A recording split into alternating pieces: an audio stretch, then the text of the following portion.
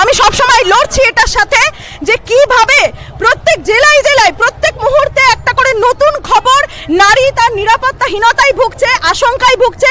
আজকে একটা মা নিশ্চিন্তে থাকতে পারে না, তার মেয়ে যখন স্কুল কলেজে পড়তে যায়, সেই মেয়েটা সঠিকভাবে বাড়ি ফিরে আসতে পারবে কিনা, সশরীরে সুস্থভাবে বাড়ি ফিরে আসতে পারবে কিনা, এটা চিন্তা হয়ে দাঁড়িয়েছে।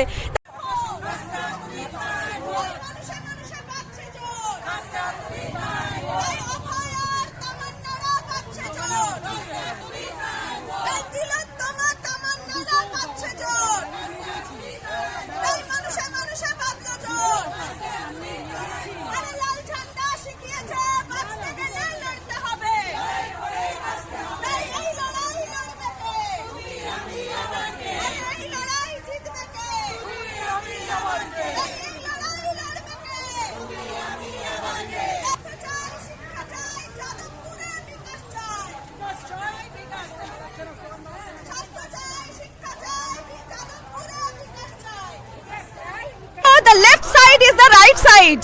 Karon, the left side is all about the human rights. It is to uphold the human rights, the constitutional rights, the mandatory rights, the statutory rights, the legal rights of people. And that is why we are always upholding about the rights, the interests, the actual rights of people. We are always saying that the left side is right side, the left side is of the people.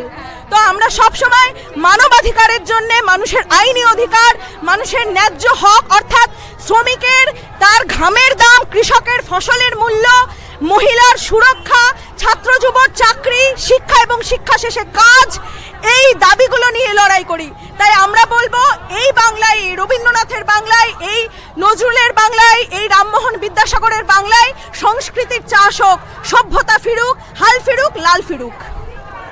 আজকের এই মহা মিছিল, আজকে এত জনসমাগম, কি বলবেন?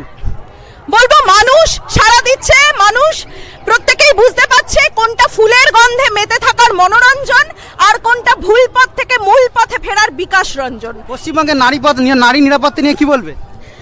নারী নিরাপত্তা কি অবস্থা সেটা পশ্চিমবঙ্গে প্রত্যেকেই দেখতে পাচ্ছে, এবং বিইং আ লয়ার আমি সবসময় লড়ছি এটার সাথে যে কিভাবে প্রত্যেক জেলায় জেলায় প্রত্যেক মুহূর্তে একটা করে নতুন খবর, নারী তার নিরাপত্তাহীনতায় ভুগছে, আশঙ্কায় ভুগছে।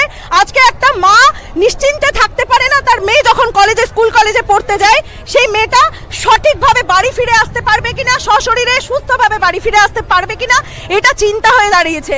তাই শিক্ষাক্ষেত্রটাকে আসলে এটা পুরোটাই শিক্ষার মেরুদণ্ডটাকে ভেঙে দেওয়ার একটা চক্রান্ত। মেয়েদেরকে যদি ঘরে ঢুকিয়ে দেওয়া যায় এরকম ভাবে ভয় দেখিয়ে, আর ছেলেদের, ছাত্র যুবদের বেকার ভাতা দেব, এটা কতটা লজ্জাস্কর শুনতে লাগছে যে বেকার তাই তাকে ভাতা দেব কারণ তাকে চাকরি দিতে পারিনি। তবু তার মধ্যে লজ্জাবোধটা মিশে নেই, তার মধ্যে মিশে আছে আমি দিচ্ছি মানে আমি দয়া করছি। কিন্তু বোধহয় এটা অ্যাডমিনিস্ট্রেশন ভুলে যাচ্ছে যে প্রাপ্তি আর অর্জন এক হয় না। প্রাপ্তি হচ্ছে যেটা আমি পেলাম, আর অর্জন হচ্ছে যেটা আমি বুদ্ধিমত্তা দিয়ে, শ্রম দিয়ে অর্জন করলাম। তার মধ্যে সেই সম্মানবোধটা থাকে, আর এই সম্মানবোধটাকে ভুলিয়ে দেওয়ার জন্য, মেরুদণ্ডটাকে ভেঙে দেওয়ার জন্য আজকে এই চক্রান্ত, যে চক্রান্তটার বিরুদ্ধে আমরা লড়ছি রাস্তায়, কোর্টের ভেতরে, কোর্টের বাইরে, ঝান্ডা নিয়ে, ঝান্ডা ছাড়া, সর্বত্র। আমরা যারা বাম পথে চলি তারা মানুষের কথা বলি আর বলবো। যারা ডিলিটেড মানে অ্যাডজুডিকেশন, তাদের কি বলবেন তাদের ভবিষ্যৎ নিয়ে? দেখুন, যদি ভোটার মিথ্যে হয় তাহলে সেই ভোটারের ভোটে যারা জয়ী হয়ে এসেছে তাহলে তাদের জয়টাও মিথ্যে। এটা তো খুব নিউট্রাল একটা বিচারের কথা। ধরুন আপনি বললেন পরীক্ষকরা ভুয়ো, তার মানে সেই পরীক্ষা দিয়ে যারা পাশ করে এসেছে তাহলে তো তাদের পাশ করাটাও কোয়েশ্চেনে পড়ে গেল। তাহলে সেরকমই যে জনতারা ভোট দিয়েছে তাদের ভোটার হওয়াটা যদি মিথ্যে হয়ে যায় তাহলে তো তাদের ভোটে তারা জয়ী হয়েছে, তাদের জয় হওয়াটাও মিথ্যে হয়ে যায়, তাই না? ঠিক তাই জন্যই বলছি মানুষের কাছ থেকে তার ভোটাধিকার কেড়ে নেওয়াটাও একটা চক্রান্ত, কারণ এটা political justice, one cadre one vote.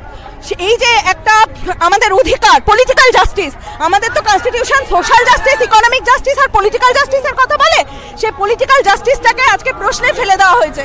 তাই মানুষের কাছ থেকে আস্তে আস্তে এক এক করে সব বেসিক অধিকারগুলোকে টেনে নেওয়া, কেড়ে নেওয়ার এই চক্রান্ত, সেটার বিরুদ্ধে আমরা লড়ছি, আজীবন লড়বো।